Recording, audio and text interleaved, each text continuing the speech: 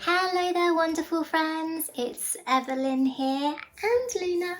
Welcome back to the Evelyn Adore channel. A huge thank you to you all for your continued love and support. So for this, the second week of my September birthday creative extravaganza, it's back to some vintage inspired pattern drafting and sewing, my friends. And the next 2 weeks we are going to be creating a 1940s inspired set. I'm so excited about this. Our eventual fabric will be this, the most gorgeous Duchess satin. Look at this gorgeous fabric, isn't it beautiful? What do you think, Luna?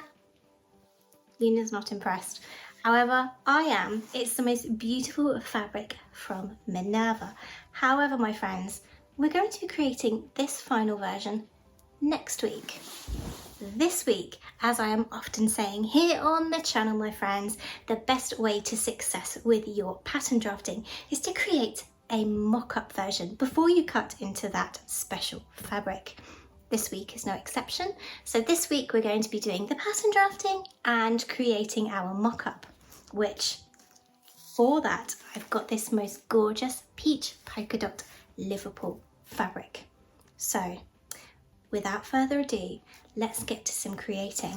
But if you haven't done so already, please hit that all important subscribe button so that you don't miss a video here on the channel, and your support means so much to me, so thank you all. But grab a cuppa, let's get some creating done.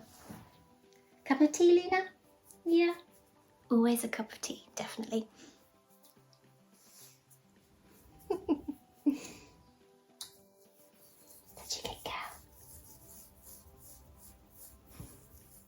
So here it is, my mock-up fabric. It's a gorgeous polka dot peach Liverpool fabric, which is super soft with a widthwise stretch of around 30%. It's been in my stash for a little while, so it's time to put it to good use. This week's creation is inspired by the beach pajamas and nightwear of the 1940s. Wide leg pleated pants and tie front tops. Beautiful.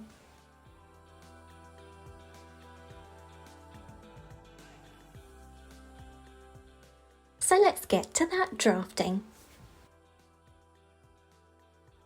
Start with your trouser block pattern, and if you haven't created one yet to your own measurements, there's a card above so that you can do just that. Trace that block pattern and let's start with the front. Firstly, come out from the outside leg edge by 2 inches and curve up and into the crotch edge to widen the leg of the trouser.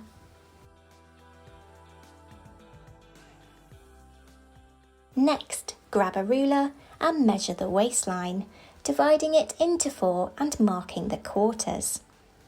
Make a note of this waistline measurement too at this stage, minus the dart fullness from the original block, because we'll use this measurement to make our front waistband later.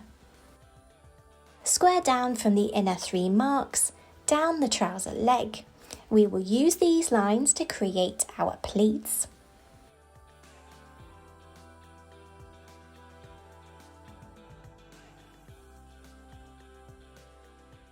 Cut down those 3 lines and, grabbing some spare pattern paper, add an inch of fullness between each line.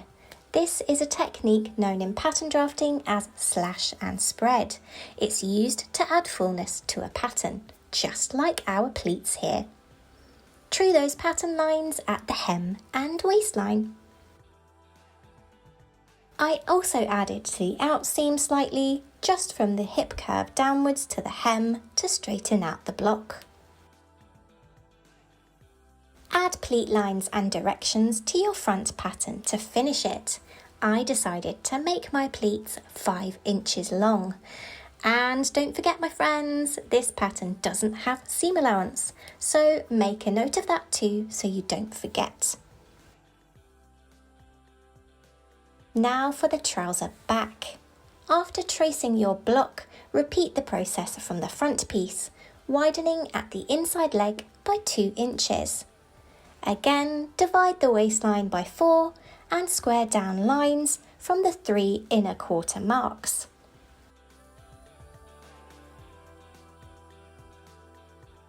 Because the back block includes 2 darts, we don't need to add any fullness on the outer lines. We will simply use the dart fullness already there. But we will add an inch of fullness on the central line. So cut up that 9 from the waistline to the hem before inserting an inch of pattern paper in there. As with the front piece, I added slightly to the outseam here too.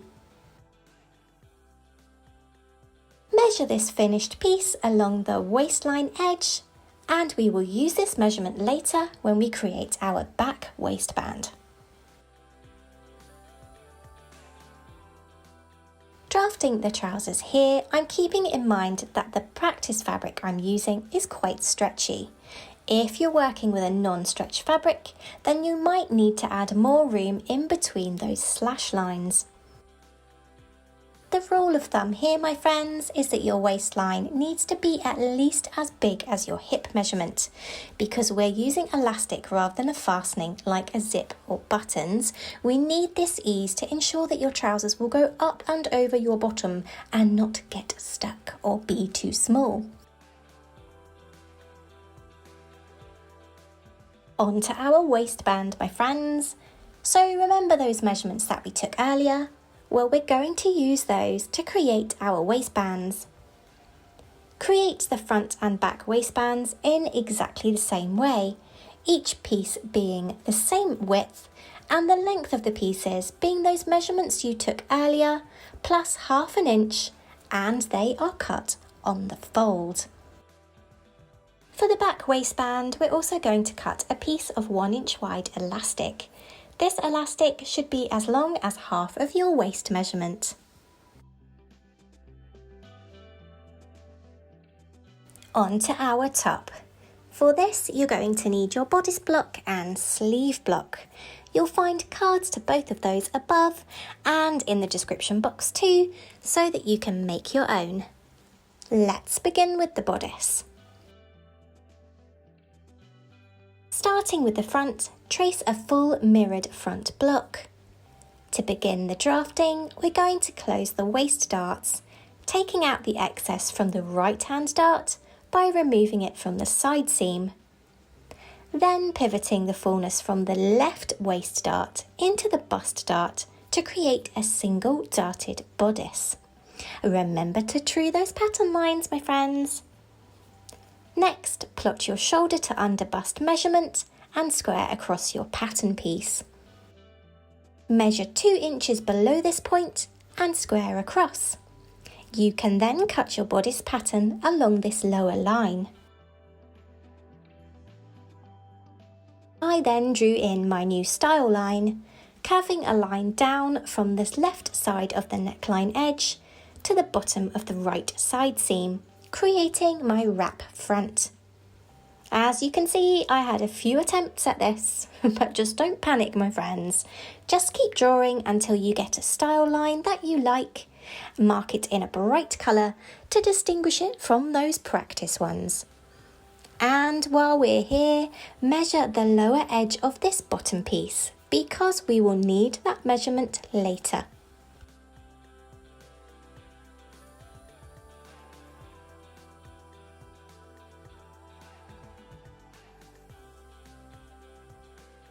Grabbing the back, measure the side seam of your newly created front and transfer this new length to the back piece before cutting it out.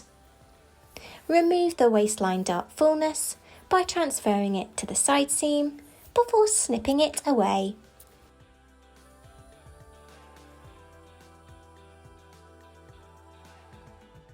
Now measure the lower edge of this pattern piece so that we can create the wrap tie. On to those ties. To create the ties, the width will be 3 inches and the length can be as long as you want, but ideally at least 2 to 3 times the measurement of the waistline of your bodice. If you need to create this long tie in multiple pieces because your fabric is narrow, That's fine, my friends. Now for the sleeve. Grab and trace your sleeve block. Before we adapt it, measure that cuff edge. Yep, you guessed it, we'll need that measurement later. For this design, I'm going to create a cuffed bishop sleeve. To create that sleeve, we need to add some fullness. Do this by dividing your sleeve into equal sections like so, drawing lines from the sleeve cap to the wrist edge. Cut along those lines from the wrist to just before the sleeve cap, creating little hinges which we can open to slash and spread, allowing us to add fullness to the pattern. I added 1.5 inches in between each slash mark to create a new sleeve pattern. Finally, because we're creating a gathered bishop sleeve style, we need to add some length to the sleeve. Because this style gathers and shifts the fabric upwards when gathered into a cuff, the sleeve itself will shorten. So we need to add some space to the sleeve edge to compensate for this. Otherwise, your sleeve might end up like this. Too short. Oops. I added 4 inches to my sleeve and this was just right. Now for the cuffs. The width of our cuff is 3 inches and the length will be the cuff edge measurement you took earlier, plus 1/2 inch of ease, plus 1 inch for seam allowance. Sewing time! Trousers first. We're going to start by marking those pleat lines in the front pieces. I made my pleats 5 inches long. Pin them in place before using a straight stitch to sew them, leaving yarn tails so you can tie them off. And while you're at that machine, grab your back pieces and run some gathering stitches along the waistline edge from seam allowance to seam allowance. Pin those pleats flat and you can give them a good press too. And just look at them from the front. Beautiful. Then it's time to create the legs of our trousers, pinning each front piece to a back piece along the inside and outside leg seams, before sewing them together. Now that we have our 2 legs sewn, it's time to sew the crotch seam. And the easiest way I find to do this is by placing one leg inside the other, their right sides facing, pinning all along the crotch seam, before stitching it in place. Turning the garment right side out, you can really see those trousers starting to take shape. And how cute is this fabric? I just love it. Now let's sort that waistband. Start by grabbing your back waistband piece and fold it in half lengthways and press, creating a crease in the centre like so. Grabbing your 1 inch wide elastic, pin it to the back waistband along this centre crease, stretching the elastic to fit the waistband. As you sew it in place, use a wide zigzag stitch, getting those stitches as close to that pressed crease as possible. Your resulting back waistband will look a little crazy, but stick with this, my friends, and trust the process. Grab your front waistband and pin and stitch those waistbands together at the side seams. Now you have an elasticated waistband.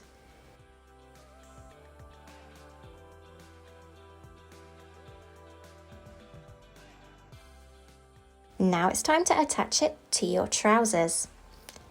Pin the waistband to the trouser waistline all the way around, right sides together, matching up those side seams. And pulling on those gathering stitches should you need to help you fit those back trouser pieces into the back waistband. Then get stitching. The waistband then gets turned to the inside of the trousers and carefully pinned and hand stitched in place, concealing the seam allowances inside the waistband for a wonderful neat finish. And the only thing left to do to finish those trousers is to hem them. On to the top. To start, some preparation steps. begin with sewing some gathering stitches on the sleeve caps, and then finishing the front and back necklines of our garment by folding the seam allowances to the inside and stitching them in place. I then created my cuffs, pinning them right sides together along the short edge and stitching them together.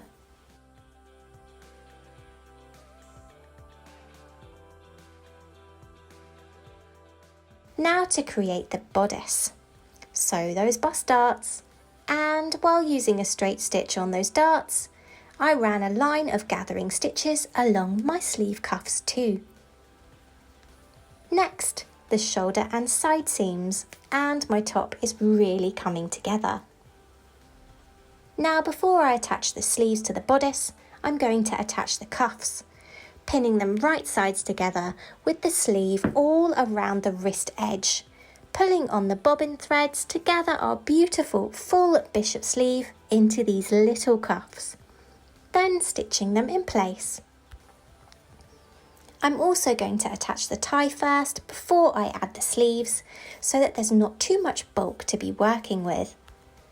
Find the centre of your tie piece and pin it to the centre back of your bodice right sides together, before continuing to pin the tie all along the waistline of your top.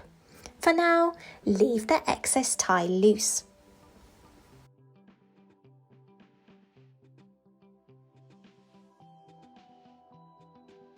Next, fold the loose ties right sides together lengthways, pinning and sewing all the way along and up the narrow ends to finish the ties. Turn those ties right side out. Then, turning under the seam allowance, the remaining raw edge on the bodice is pinned in place and then hand stitched. Insert those sleeves and your top is finished. So let's see that mock-up in action.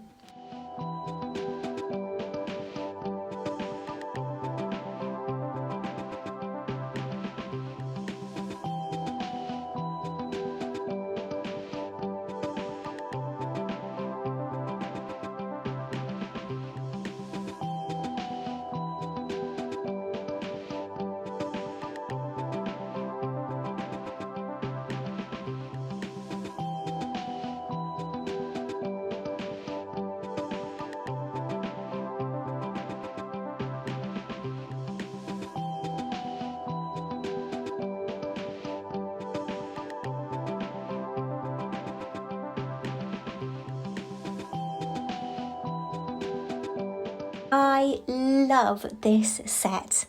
Sometimes you have an idea in your mind and you're just hoping and hoping that it turns out even slightly like the picture in your head.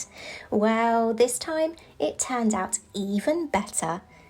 This set is so comfy to wear, but I feel so glamorous in it. The elastic back waistline means that these trousers are flattering and yet so easy and comfortable to wear. And I love the shape of the top and those gorgeous bishop sleeves.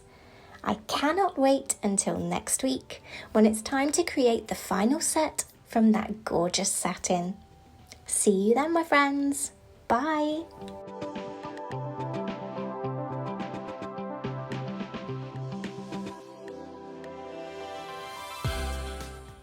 Hello there, friends.